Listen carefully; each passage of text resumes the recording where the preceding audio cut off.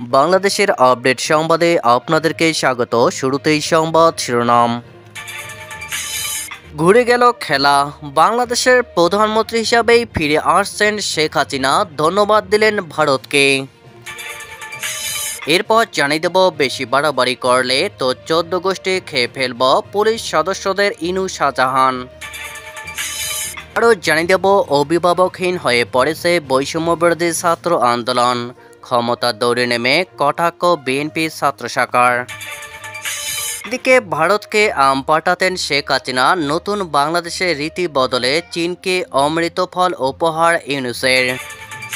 সবশেষে জানিয়ে দেব, আওয়ামী লীগের ব্যানারে মিছিলের প্রস্তুতি, বিএনপি নেতা ছেলেসহ আটক 8। এতক্ষণ শুনছিলেন সংবাদ শিরোনাম, এবারে বিস্তারিত। প্রধানমন্ত্রী হিসাবেই বাংলাদেশে ফিরে আসবেন শেখ হাসিনা, চাঞ্চল্যকর দাবি শেখ হাসিনার ঘনিষ্ঠ সহযোগী তথা মার্কিন আওয়ামী লীগের সহসভাপতি রাব্বি আলমের। সংবাদ সংস্থা এনআইকে গতকাল তিনি এক সাক্ষাৎকার দিয়েছেন। সেখানে হাসিনার প্রত্যাবর্তনের পাশাপাশি বাংলাদেশের অন্তর্বর্তীকালীন সরকারের প্রধান উপদেষ্টা মোহাম্মদ ইউনূসকেও কটাক্ষ করেছেন তিনি। ডক্টর ইউনূস যেখান থেকে এসেছেন সেখানেই তার ফিরে যাওয়া উচিত বলে মন্তব্য করেন রাব্বি আলম। এনআইকে দেওয়া সাক্ষাৎকারে তিনি বলেছেন, আমরা বাংলাদেশের উপদেষ্টাকে বলতে চাই, তিনি পদত্যাগ করে যেখান থেকে এসেছেন সেখানেই ফিরে যান। প্রধানমন্ত্রী হিসাবে বাংলাদেশে ফিরে আসছেন শেখ হাসিনা। তরুণ প্রজন্ম ভুল করেছে, কিন্তু সেটা তাদের দোষ নয়, তাদের ভুল বোঝানো হয়েছে। বাংলাদেশের বর্তমান পরিস্থিতি নিয়েও উদ্বেগ প্রকাশ করেছেন রাব্বি আলম। এই পরিস্থিতি মোকাবেলায় তিনি আন্তর্জাতিক সম্প্রদায়ের হস্তক্ষেপ চেয়েছেন। তিনি বলেছেন, বাংলাদেশ হামলার মুখে রয়েছে, আন্তর্জাতিক সম্প্রদায়ের এর মোকাবেলা করা উচিত। রাজনৈতিক বিদ্রোহ হতেই পারে, কিন্তু বাংলাদেশে যা চলছে তা রাজনৈতিক বিদ্রোহ নয়, এটা একটা সন্ত্রাসবাদী বিদ্রোহ। শেখ হাসিনার নিরাপদে বাংলাদেশ ছেড়ে ভারতে আসা নিশ্চিত করার জন্য ভারতীয় প্রধানমন্ত্রী নরেন্দ্র মোদীকে ধন্যবাদ জানিয়েছেন রাব্বি আলম। তিনি বলেছেন, আমাদের অনেক নেতা ভারতে আশ্রয় নিয়েছেন এবং আমাদের সমর্থন করার জন্য আমরা ভারত সরকারের কাছে অত্যন্ত কৃতজ্ঞ। আমাদের প্রধানমন্ত্রী শেখ হাসিনার জন্য নিরাপদ ভ্রমণের পথ প্রদানের জন্য আমি প্রধানমন্ত্রী নরেন্দ্র মোদীকে ধন্যবাদ জানাই। আমরা ভারতের জনগণের কাছে কৃতজ্ঞ।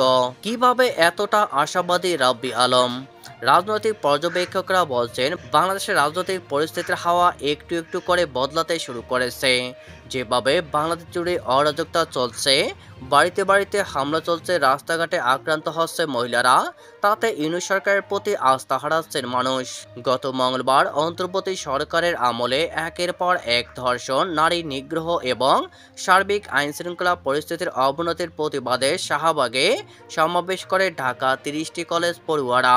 শুধু তাই নয়, বিভিন্ন জায়গায় জুলাই আন্দোলনের সমন্বয়কদের নাম করে তেলাবাজি ডাকাতি হচ্ছে বলে অভিযোগ রয়েছে। যারা এক সময় প্রবল হাসিনা বিরোধী ছিলেন তাদেরও অনেকে বলছে, এর থেকে হাসিনা জামানাই ভালো ছিল। আর তাই আশায় বুক বাঁধছে আওয়ামী লীগ। বেশি বাড়াবাড়ি করলে তো 14 গোষ্ঠী খেয়ে ফেলব, পুলিশ সদস্যদের ইনু শাহজাহান। গণহত্যার মামলায় আন্তর্জাতিক অপরাধ ট্রাইব্যুনালে হাজির করার সময় হ্যান্ডকাপ পরানো নিয়ে পুলিশ সদস্যদের সঙ্গে বাক বিতণ্ডায় জড়ান আওয়ামী লীগের প্রেসিডিয়াম সদস্য ও সাবেক মন্ত্রী শাহজাহান খান এবং হাসানুল হক ইনু। রোববার 20 এপ্রিল সকালে প্রিজন ভ্যান থেকে নামিয়ে ট্রাইব্যুনালের হাজতখানায় নেওয়ার সময় এমন পরিস্থিতির সৃষ্টি হয়। বিচার কাজ শুরুর আগে ট্রাইব্যুনালে হাজির হওয়ার সময় শাহজাহান খান তার হাতে হ্যান্ডকাপ দেখিয়ে বিচারকদের দৃষ্টি আকর্ষণ করেন। তিনি বলেন, আমি একজন বীর মুক্তিযোদ্ধা, আমাকে হ্যান্ডকাপ পরানো হয়েছে, এটা আমার জন্য অমর্যাদাকর। তার আইনজীবীও এই বিষয়টি আদালতের কাছে তুলে ধরেন। এ সময় ট্রাইব্যুনালের বিচারক কি হয়েছে তা জানতে পুলিশ সদস্যদের ডেকে পাঠান। পুলিশ সদস্য নুরুন নবী ট্রাইব্যুনালকে জানান, পুলিশ সদর দপ্তরের নির্দেশনা অনুযায়ী আসামিদের এভাবে হাজির করা হয়। তখন আরেক পুলিশ সদস্য শহীদুল বলেন, প্রিজন ভ্যান থেকে নামানোর সময় তাদের রাজাকারের বাচ্চা বলা হয় এবং বলা হয় তোদের দেখে নেব। শহীদুল আরও বলেন, হাসানুল হক ইনু পুলিশ সদস্যদের বলেন, তোদের 14 গোষ্ঠী খেয়ে ফেলব।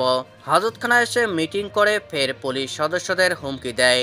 কাঠগড়ায় থাকা হাসানুল হক ইনু, রাশেদ খান মেনন, শাহজাহান খান কামরুল ইসলাম বলেন, না না না, তারা এসব বলেননি, সব মিথ্যে কথা। এর জবাবে ট্রাইব্যুনাল বলেছেন, যদি কোনো আসামি উচ্ছৃঙ্খল আচরণ করে তবে আইন অনুযায়ী ব্যবস্থা নেবে পুলিশ, আর পুলিশও যাতে বাড়াবাড়ি না করে সেদিকে খেয়াল রাখতে হবে। অভিভাবকহীন হয়ে পড়েছে বৈষম্যবিরোধী ছাত্র আন্দোলন, ক্ষমতার দৌড়ে নেমে কটাক্ষ বিএনপি ছাত্র শাখার। হাসিনা হটা অভিযানে বৈষম্যবিরোধী ছাত্র আন্দোলনের নেতাদের সঙ্গে কাঁধে কাঁধ মিলিয়ে চলেছিল বিএনপি। আওয়ামী লীগ কোণঠাসা হওয়ার পর এখন ময়দান ফাঁকা, তাই ক্ষমতা দখলের লড়াইয়ে নেমেছে বিএনপি। নতুন রাজনৈতিক দল জাতীয় নাগরিক পার্টি নিয়ে ভোট যুদ্ধের নাম লিখিয়েছে ছাত্র নেতারাও, তাই দুপক্ষের সেই সখ্যতা ভাটা পড়েছে এখন। কথায় কথায় পরস্পরের প্রতি কাদা ছুড়োছুড়ি চলছে। এবার বিএনপি শাখা ছাত্র দলের কটাক্ষ বৈষম্যবিরোধী ছাত্র আন্দোলন অভিভাবকহীন প্ল্যাটফর্মে পরিণত হয়েছে। গত শনিবার রাজধানী ঢাকার বনানীতে প্রাইম এশিয়া বিশ্ববিদ্যালয়ের শিক্ষার্থী জাহিদুল ইসলাম পারভেজ ছুরিকাঘাতে নিহত হন। এই ঘটনায় বৈষম্যবিরোধী ছাত্র আন্দোলনের নেতাকর্মীরা জড়িত বলে এক সাংবাদিক সম্মেলনে ছাত্রদলের কেন্দ্রীয় সভাপতি রাকিবুল ইসলাম রাকিব অভিযোগ করেন, এই ঘটনায় ৮ জনের নামে মামলা দায়ের করা হয়েছে। ঘটনার দিন পারভেজ প্রাইম এশিয়া গলিতে চা খেতে গিয়েছিলেন, ওই সময় মেয়েদের উত্ত্যক্ত করা হয়েছে দাবি করে গোলযোগের সূত্রপাত। এরপর পারভেজের উপর হামলা চালানো হয় বলে অভিযোগ। এই হত্যাকাণ্ডে বৈষম্যবিরোধী ছাত্র আন্দোলনের ৫ জন জড়িত বলে দাবি করেন ছাত্রদল সভাপতি রাকিবুল। তবে অভিযোগ অস্বীকার করেছেন বৈষম্যবিরোধী ছাত্র আন্দোলনের নেতৃবৃন্দ। এ ঘটনা নিয়ে জাতীয়তাবাদী ছাত্রদলের সাধারণ সম্পাদক নাসিরউদ্দিন বলেছেন, বৈষম্যবিরোধী ছাত্র আন্দোলন এখন অভিভাবকহীন এক প্ল্যাটফর্মে পরিণত হয়েছে। তারা সারা দেশে চাঁদাবাজি, দখলবাজি, এমনকি হত্যাকাণ্ডে জড়িত হচ্ছে। ছাত্রদলের ভাষ্য, জাহিদুল ইসলাম তাদের সংগঠনের সক্রিয় কর্মী ছিলেন। তুচ্ছ ঘটনাকে কেন্দ্র করে বৈষম্যবিরোধী ছাত্র আন্দোলনের নেতাকর্মীরা তাকে ছুরিকাঘাত করে হত্যা করেছে। এখন পর্যন্ত এই খুনে ৩ জনকে গ্রেপ্তার করেছে পুলিশ। প্রতি বছর এই মৌসুমে ভারতের প্রধানমন্ত্রী নরেন্দ্র মোদী সহ একাধিক নেতাকে আম উপহার দিতেন শেখ হাসিনা, কিন্তু তিনি গদিচ্যুত হওয়ার আমূল বদলে গিয়েছে বাংলাদেশের রীতিনীতি, বদল এসেছে কূটনীতিতেও। এবছর দিল্লিকে আম ঢাকার সৌজন্যের চিত্রটাও পাল্টে গেল। এবার চীনের প্রেসিডেন্ট শি জিনপিংকে অমৃত ফল উপহার পাঠাচ্ছে অন্তর্বর্তী সরকারের প্রধান উপদেষ্টা ডক্টর মোহাম্মদ ইউনূস। গতকাল রবিবার ঢাকার রাষ্ট্রীয় অতিথি ভবন যমুনায় চীনের রাষ্ট্রদূত ইয়াও ওয়েনের সঙ্গে বৈঠকে বসেছিলেন ইউনূস। তার সাম্প্রতিক চীন সফরের ফলাফল পর্যালোচনা এবং দুদেশের সহযোগিতা বৃদ্ধি করতে পরবর্তী পদক্ষেপের জন্য আলোচনা করেন তারা।